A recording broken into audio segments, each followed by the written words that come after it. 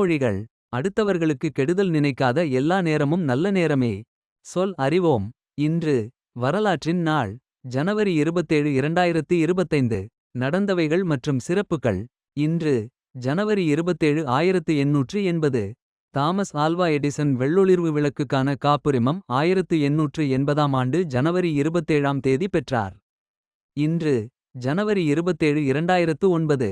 இந்தியாவின் 8வது குடியரசுத் தலைவர் ரா. வெங்கட்ராமன் அவர்கள் 2009ஆம் ஆண்டு ஜனவரி 27ஆம் தேதி மறைந்தார்.